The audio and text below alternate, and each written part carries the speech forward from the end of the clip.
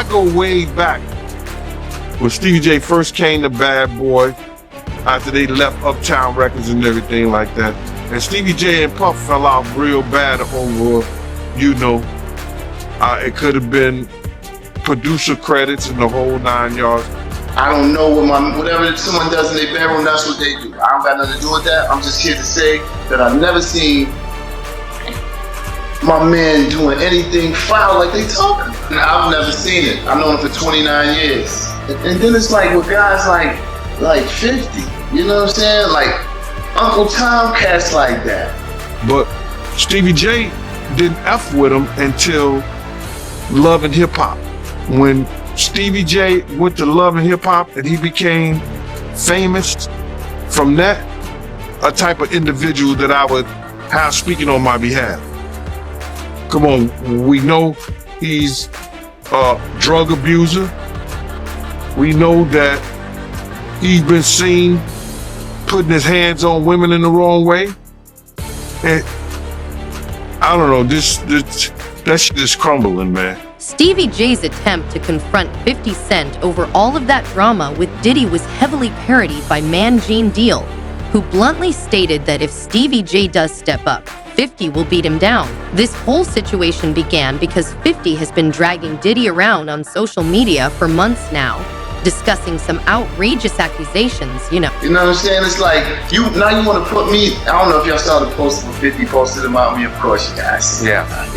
Yeah, you know what I'm saying? But, you can't brush under the rug. I don't see anybody reporting about what Tatted Up Holly said about him beating her up and about, his other baby mom said beating her up. I just look at it as, he wants to bring the black community down worse than anyone else. How is that so? I said what I said in my post and I'm saying it on that too. Now, since he didn't accept what my offer to him, and he want to continue to be a comedian, why don't you go make some movies with Michael Blackson and don't talk about me?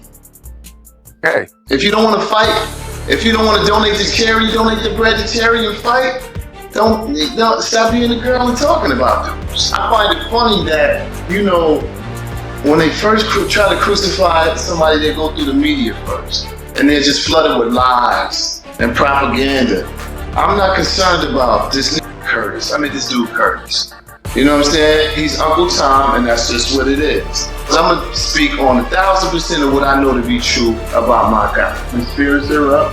He's spending time with his children and his mother. You know what I'm saying? I'm working out. He's doing very well. I know this guy for 29 years. See, I'm not just a guy off the internet trolling. I'm a first-hand witness. I was at his crib working in the studio. I was sitting outside the studio door, and I heard a big boom. Now, mind you, before we get into this, I'm not a spring chicken, even though I look fly and stuff. But I've witnessed some historical events of excessive force, but none like this since Saddam Hussein or El Chapo, or Pablo Escobar even Osama bin Laden. I heard a big boom. So I'm thinking a lot of people do work on the island all day long, so I'm figuring someone drops the materials. Heard it again. Turn my head, I'm hearing do. Armored vehicles, 3 big armored vehicles come. Dudes jump out, I got 50 dots on my shirt. Screaming, yo, get on the ground. I'm like, yo, really? I'm the only one here. Took me outside, I asked to speak to the higher ups. I was under arrest. And they said, no, you're being detained. I want to speak to the higher ups. Spoke to the higher ups. I said, am I under arrest? They said, no, you're not. Let me let you go. Boom. Let me go check your bags. You don't have any weapons and all. I'm like, I don't have any weapons. One bag. Well, did they take electronics? Because they did in Los Angeles. I'm sure they took some electronics, some of the camera stuff and all that. Probably they didn't want him to get a look at what they were doing in his crib, like how they came with the armored trucks. Of course, they took all that stuff. What did you see when you walked back in? I just don't want to get too much into that. I just know that I walked in and they messed the man crib up. You know what I'm saying? And they did his crib dirty. And I haven't seen anything like this in a long time. Can you tell us what his reaction was when you spoke to him the next day? He was just devastated, just just merely because he was going out of the country with his daughters for spring break, you know, and they had to witness things like that at the airport. I believe that would kind of shift the thinking of any man in general. If you're going on vacation with your kids and the feds show up and ruin your trip, and it's their senior year, you know what I mean? So I know he was more hurt by that. Yeah, we're gonna see, man. We're gonna see what they got. But speaking of the raid, right? Did you see that viral video of Diddy he was seen in Miami with Stevie J after the raid? You seen that video? Yeah, I seen it. What you think about that? Well, I go way back when Stevie J first came to Bad Boy, after they left Uptown Records and everything like that. And Stevie J and Puff fell out real bad over, you know, it could have been producer credits and the whole 9 yards. But Stevie J didn't F with him until Love and Hip Hop. When Stevie J went to Love and Hip Hop and he became famous from that, Puff called him over there and they had a meeting. And I guess they rekindled their friendship. Because I used to bodyguard Stevie J. And, you know, go to different clubs, you know, I got pictures and everything. Stevie J didn't mess with Puff, you know, until after that Love and Hip Hop thing went down, you know. So now they back cool. What got me about the stuff like that them being back cool, that Stevie J went on TMZ and was speaking up on behalf of Diddy. Now, if anybody I want speaking up behalf of me, or I had anybody speaking up on my behalf, it wouldn't be Stevie J. You understand?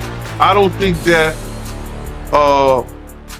an individual of his caliber is capable or can be trusted in a way that I would like for him based on his actions on television and who he is as a person, what he has been shown as an individual, is a type of individual that I would have speaking on my behalf.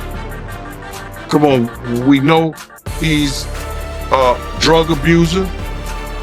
We know that he's been seen putting his hands on women in the wrong way. And I don't know, that shit is crumbling, man. You know what I'm saying? But you know, you can always say this, man. And the infamous words of one of the world's greatest comedians, Richard Pryor, cocaine is a hell of a drug. Why you say that cocaine is a hell of a drug? Because LaRob said that they be doing the liquid cocaine in the bottles, in the Ciroc bottles. We know Stevie J been in countless rehabs back and forth. We know, we've heard of Puff being in rehabs, secretly going to rehabs too.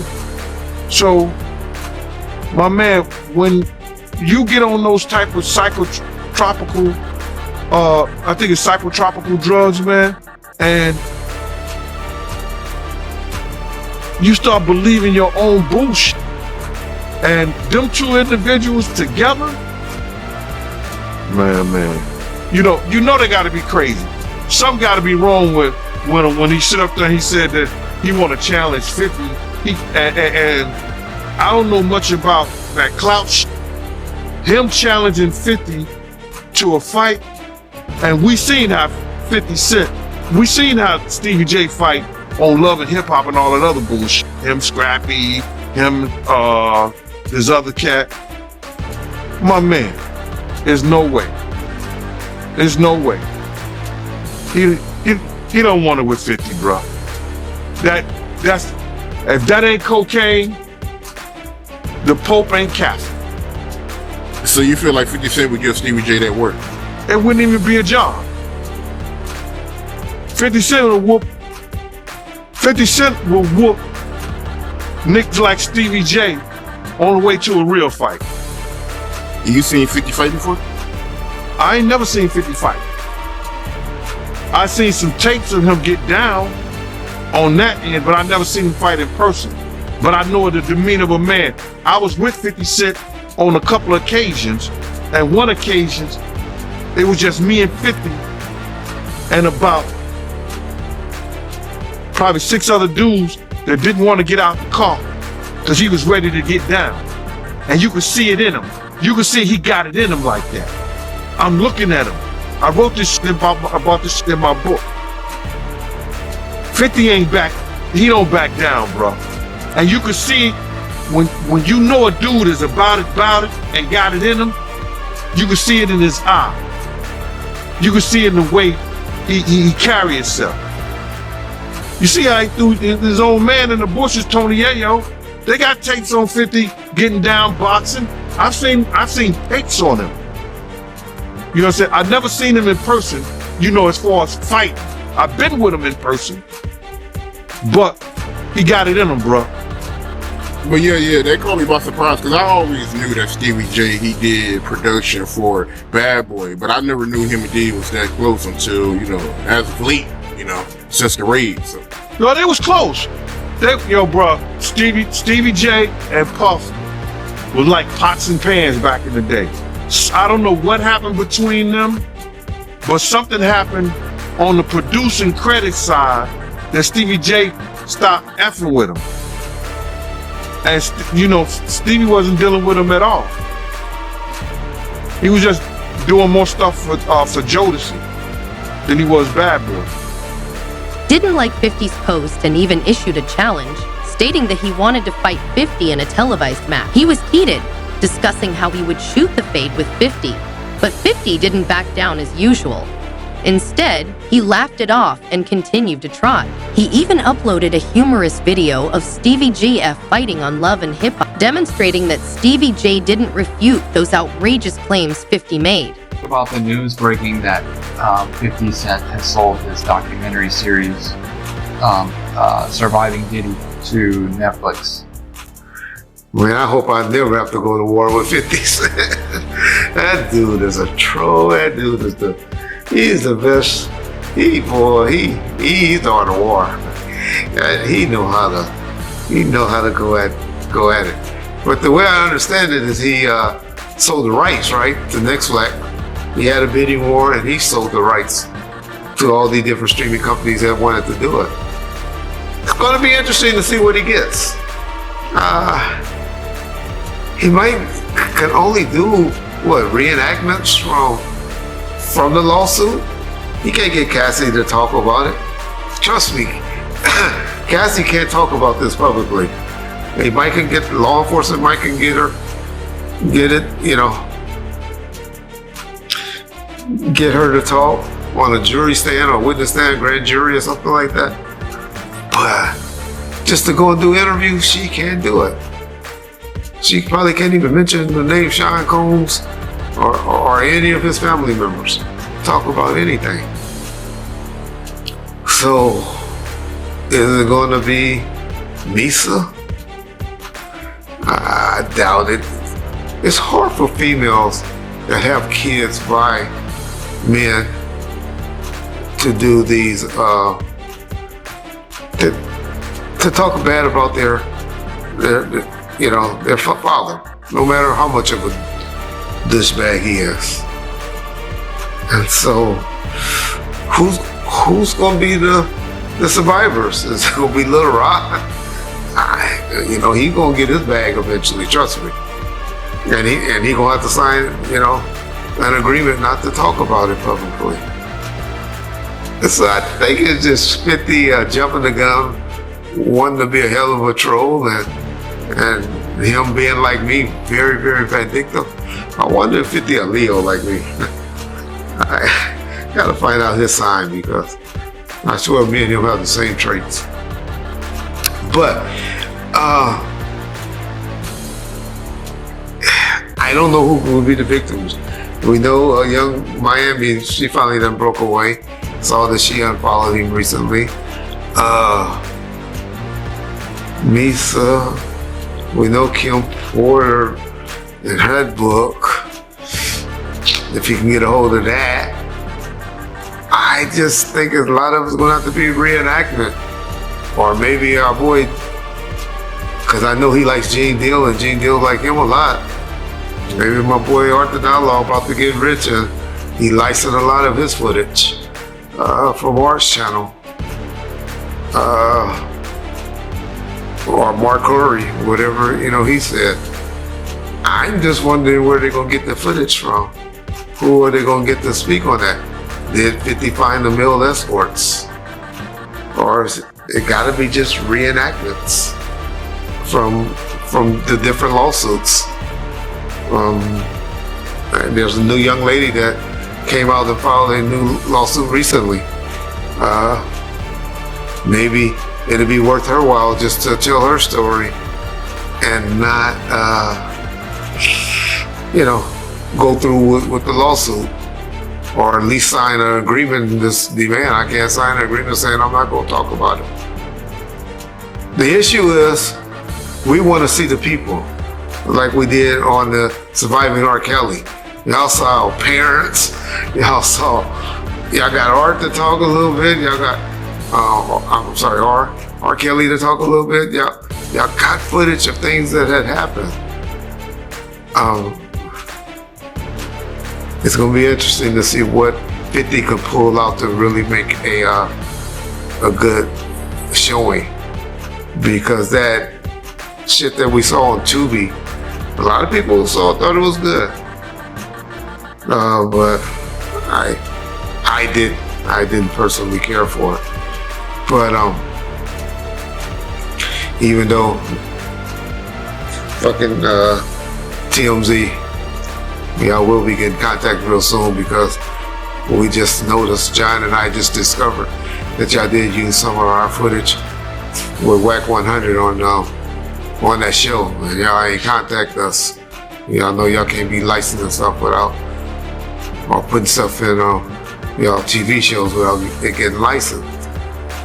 So that's where I think 50 gonna go. He's gonna go to reenactment things from reading things. And are y'all gonna be happy with that? Are y'all gonna want to see reenactments, or are you gonna really want to see live footage, live interviews? That's gonna be a challenge. But 50 got the resource. He has the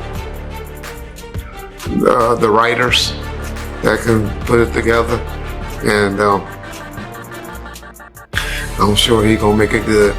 If it's anything that he has done, if it's like anything that he has done, because I remember when I was away for a little while, there was a show on ABC with that dude that got sentenced with life. And we used to sit around the table watching that, waiting for that to come on every night, or Monday night or Tuesday night, whenever it came on. And so it didn't come on or get a second season, but everything he has touched, I love the Power, I love the Kanan, I love BML. It's not too much that he hasn't done as far as TV series that I haven't enjoyed. And so he would be the perfect person for it.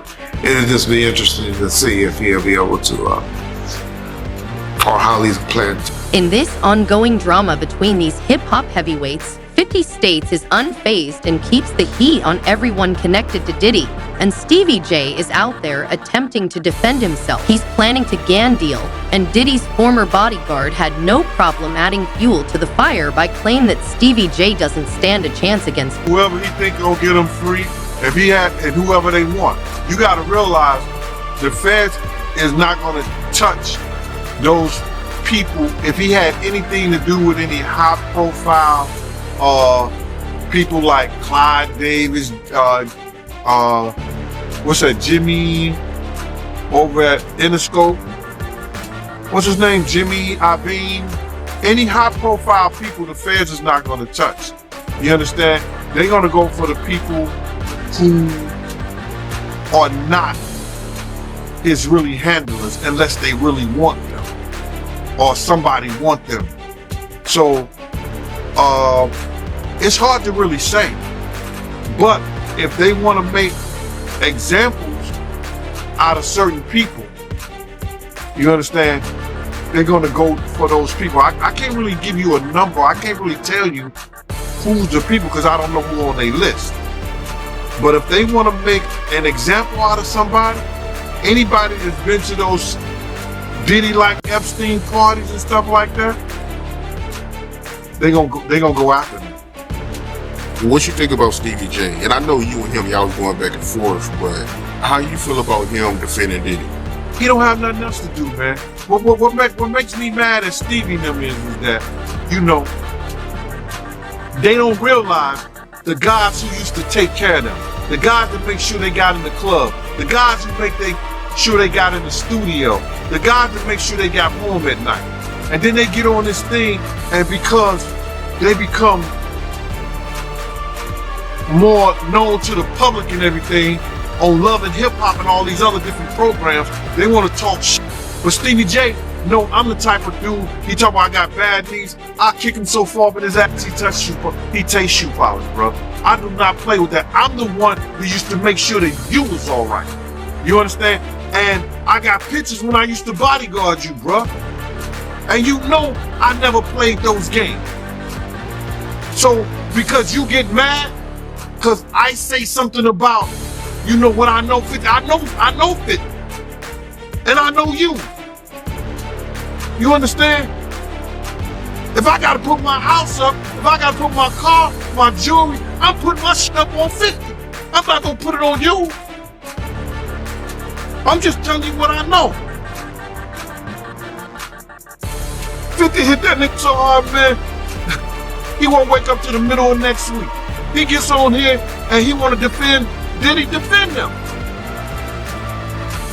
You might be on some of them tapes. 9 times out of 10, you good at making tapes. You know the tapes that you made before in the past that made the internet. I'm not gonna speak on that, Mighty, not at all. You understand? Because it's got a young lady that's doing her thing in it, and she don't need to be spoken on. But, you know, everybody who knows what I'm talking about, they know the tape that made the internet with Stevie J before. You know what I mean? So, for him to come to Puff defense, you don't have nothing. He gotta come to his defense. Heard he lost his house, heard he lost this, that, and the third, the whole 9 yards. He's standing with a grown man at another man's house. So, what else he gonna do? Puff says, y'all come to my defense. He's the only one came to his defense.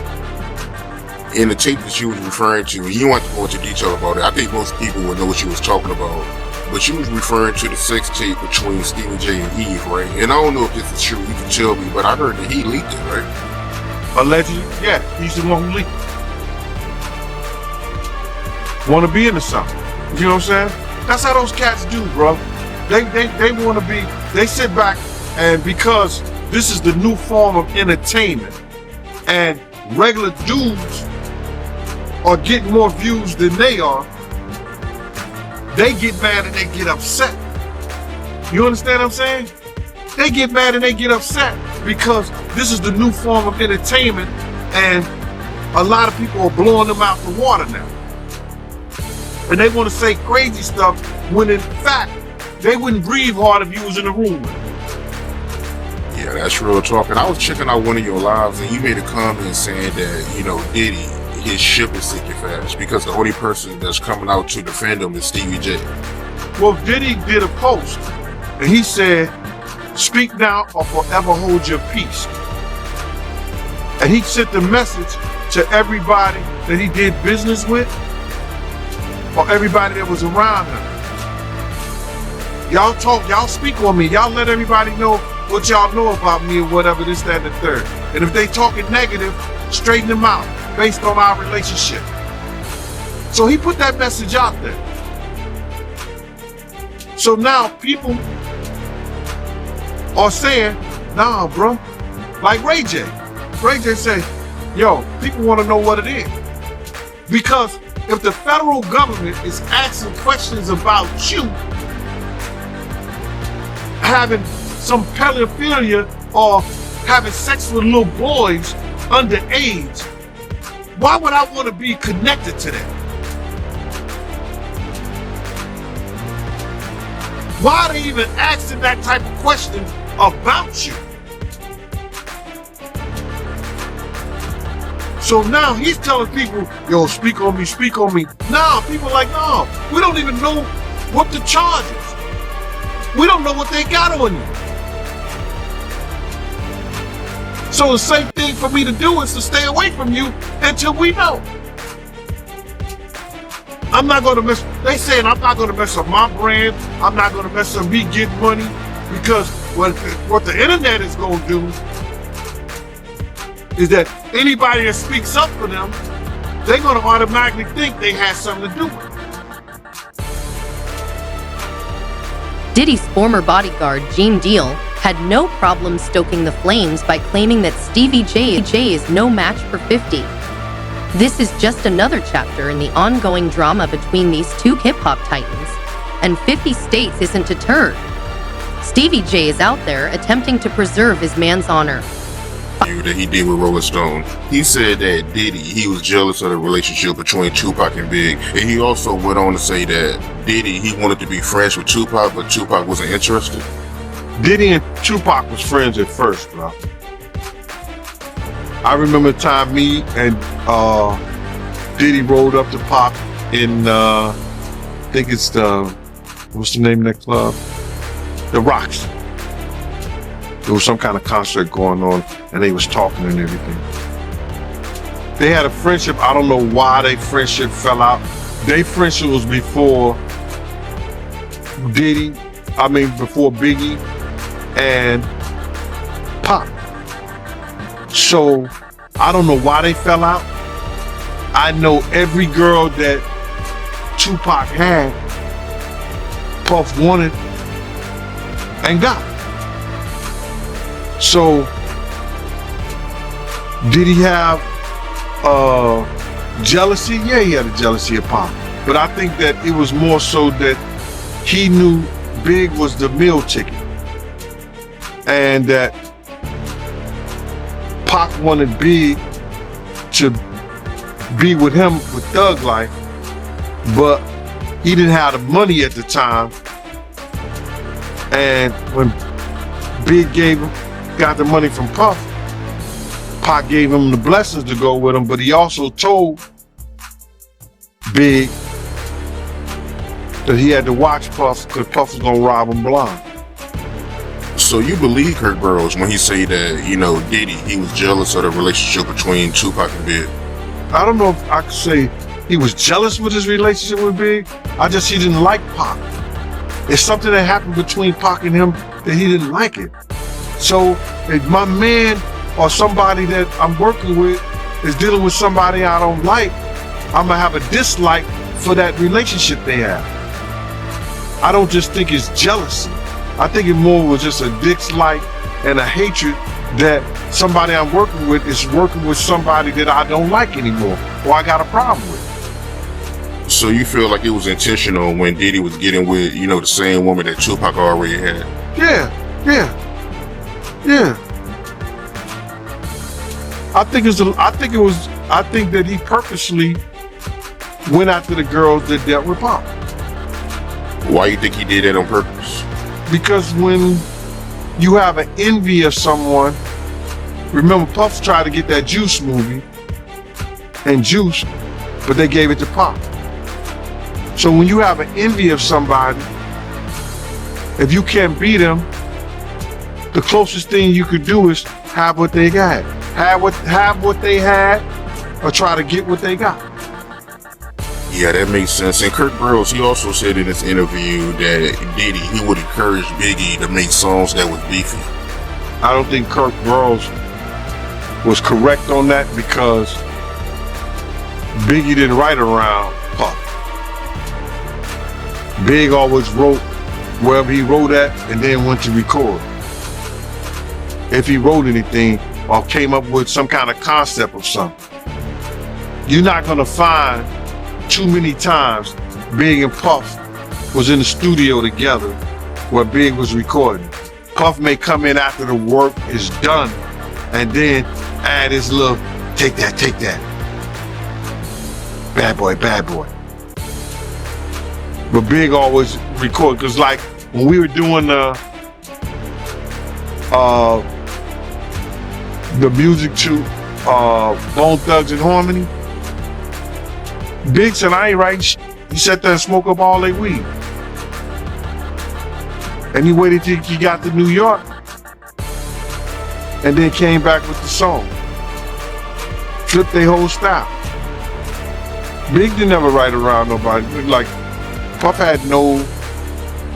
never, told Big what to write and what not to write. Not in my eyes. I didn't see that.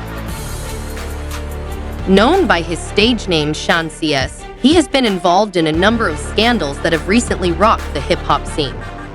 His legal issues have gotten worse, with Homeland Security allegedly seizing his residences as part of an ongoing investigation into a number of charges. Diddy's reputation has been severely damaged by these raids, throwing doubt on his legacy in the music business. Yeah, I appreciate y'all bringing me to y'all beautiful city.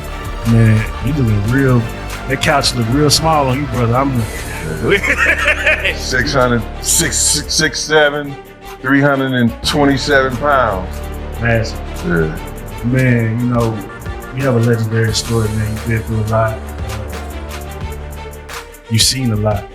And we want to get all the way into it, man. First off, though, from that STL. St. Louis, Missouri, born and raised. Man, depending on what part of it you're talking about, you in the trenches. North Side, North Okay. St. Louis, and then I moved to a subdivision called Wellston. That's the place Nelly said when he got a problem, he go get his Wellston niggas. That's where I'm from, Wellston. So, give us a little childhood memory about growing up in Wellston, for anybody who ain't never been to that side. Well, I got 2 books out, bro. One book is called Gene Deal, My World of Bodyguard and the Hip Hop Star. And the second one is Gene Deal, Life After Death, When Bodyguard and Hip Hop Star. The first book tells about my childhood. Growing up in Wellston, I met my mother at the age of 12 years old, where I moved out from St. Louis, from the north side, to the Wellston, Missouri, where my mother was at. Wellston is it's the ghetto among ghettos. There's only 6,000 people. People ain't stop at the stop sign when you went to Wellston. So if you know what they're talking about, or if you came out of Wellston, you had to educate yourself. Because the school district, if you came out of high school, you probably had a 6th or 7th grade education. So let me ask you, for those that, some people know your story and they see you on this couch, so they know what we're about to get into. As a curiosity, for those who don't know, your profession was a bodyguard. Not at all. Okay, go ahead, please. My profession I was professional in the New York State Parole Office, where I worked for 27 years. You understand? My second profession was an investigator for Elite Investigation, where I ran the investigations of housing projects in the city. Lambert Housing, Hyena Towers, Eastchester Manor, some of the roughest housing projects in the city in the Bronx. My third profession, which wasn't like what you might say a bodyguard, I started what you call, with some other guys, ASAP Ferg Father, Mike Cox, myself, we started what we call the Same Gang. The Same Gang was a group of guys who, at the time, Harlem was coming up. Instead of them having cliques and they call cliques and crews, instead of them having gangs and stuff like that, we were people that partied together, had a lot of fun, gave picnics, and that's where you got your guy Sean Combs came in when we brought him into the Same Gang. So I was like what y'all call now an OG because I started it, you understand? So then Puff had some problems at the place called The Building and the Red Zone. Red Zone and The Building was parties that he was doing. The Building was the unsigned hype. If you ever seen Juice and the guy was doing the turntables and stuff like that, I think it was Omar Epps or something like that. Right, that was The Building. That's where they was giving the party there, where you had leaders of the new school, Queen Latifah, different groups come there showing their talent, Naughty by Nature and all like that. They would show their talent there. So Puff was having problems there, and D Ferg, one of the leaders of the Same Gang, which is ASAP Ferg Father, said, yo, Claims that the city's well-known parties were more than merely social gatherings have also drawn criticism. The allegations made by Cat Williams and others that these incidents served as pretexts for more sinister actions, such as coercion and manipulation, have heightened the controversy surrounding Diddy and added to the mounting list of accusations against him. I need, some help, man. He need to get that money home at night and everything like that, to Kirk Burrows and stuff like that. So why don't you go help him out? I said, I ain't got no problem with that. So I put him up under my wing, so I started helping him out, by, making sure when the end of the party and stuff like that, get in the car, bring him uptown.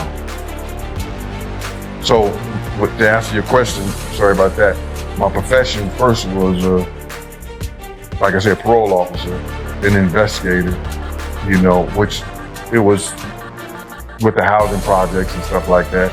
Then that bodyguard thing was just me looking after, people that was in our crew and clique.